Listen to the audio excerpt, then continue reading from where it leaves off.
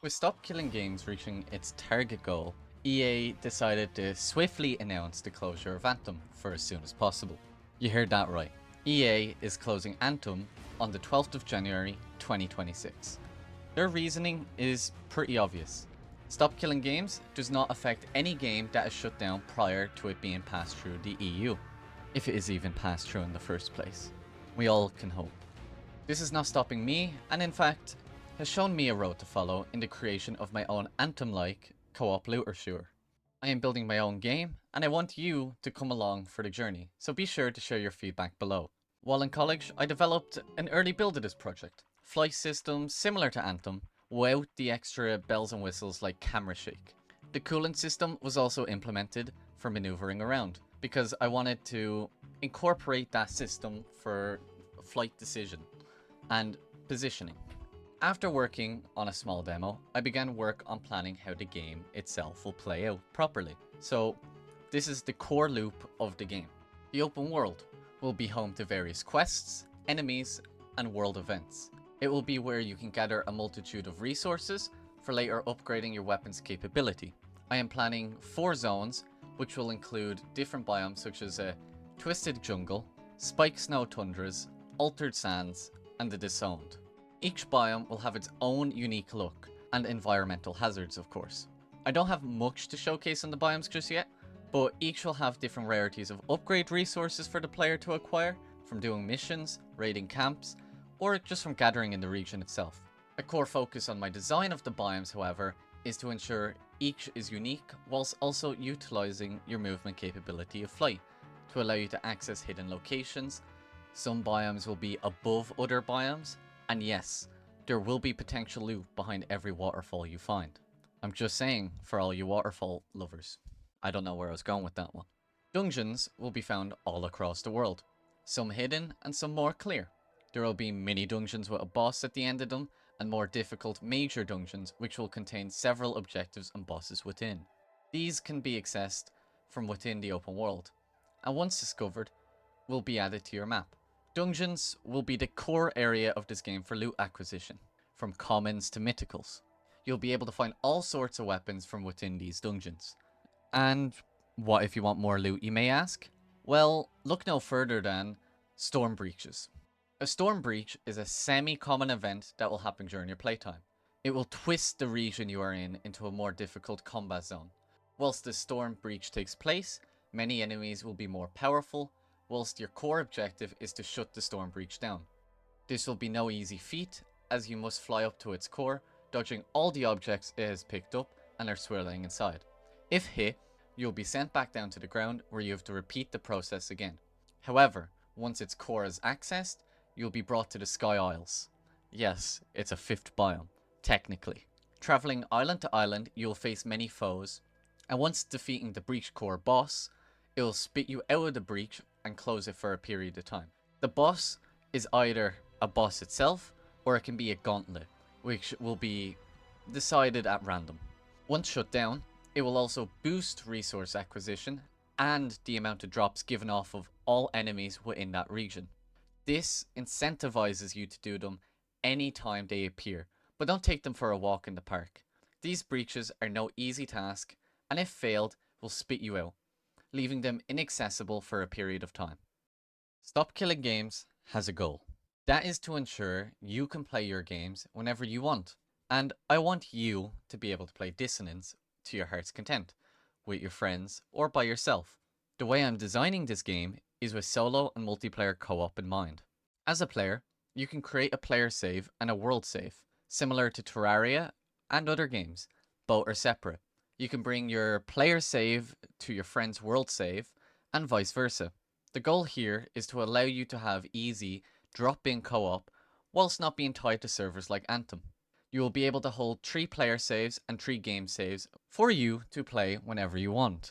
And if you want to join a friend, just connect to their session, which will appear beneath your saves as an option to search for. The way enemy difficulty will be handled is by density and not arbitrary health values, based on player count. If there are 2 players, there will be an increase in enemy density compared to single player. Of course, I'll have to work on the balance based on how many players, but I can build data tables that swap out based on the player count. As I have mentioned, I have been working on Dissonance for a little while now. With that, I have implemented the flight and core weapon combat system. The flight model is based off of Anthem, but I want more of a focus during combat, utilizing it more.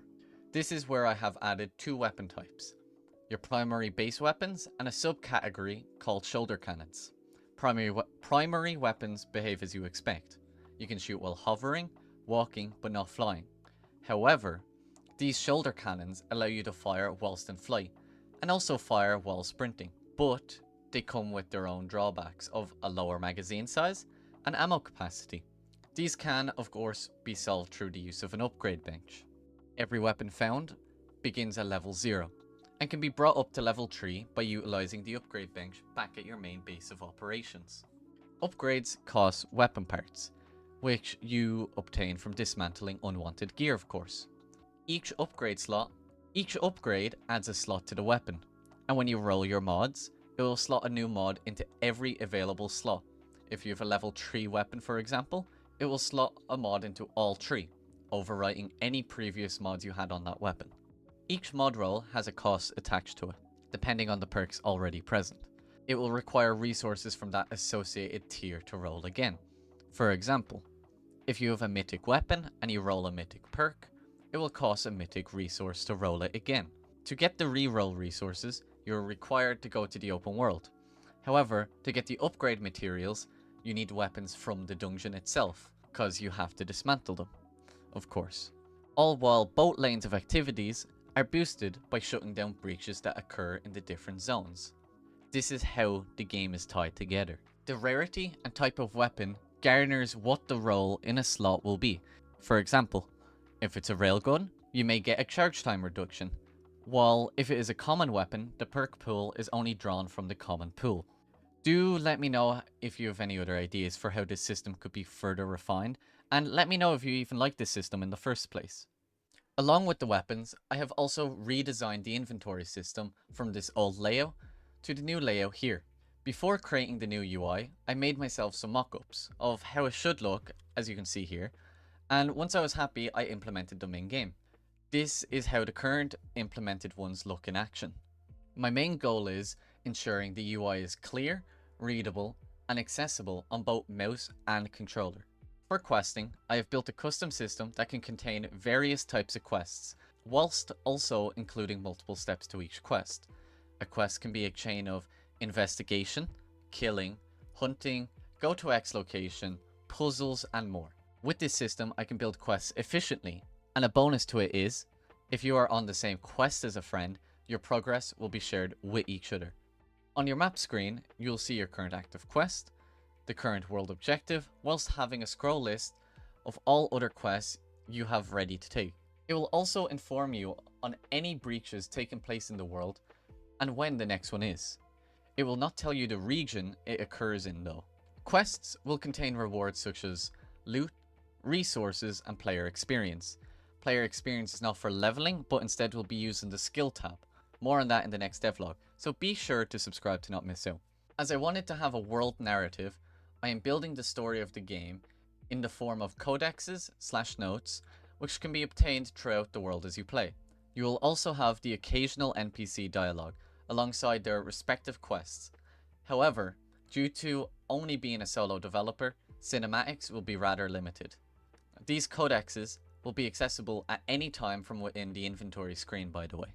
What do you guys think of this idea? And do you think there's anything I should alter with how I'm going about this system? Do let me know below. The next goal for myself is to work on the new player models with some animations and rigging in place for the classes. Each class will be unique, but that will be for another devlog of its own. Once that is worked on, it will be my goal to work on enemy AI and bring some passive and hostile creatures for the player to face. Enemies will also have their limb-based combat, which will be a unique consideration for yourself for when you attack them. If you are in any way interested in this project, please show me your support by subscribing, and if you want behind the scenes updates, join the Discord. I'll see you in the next one.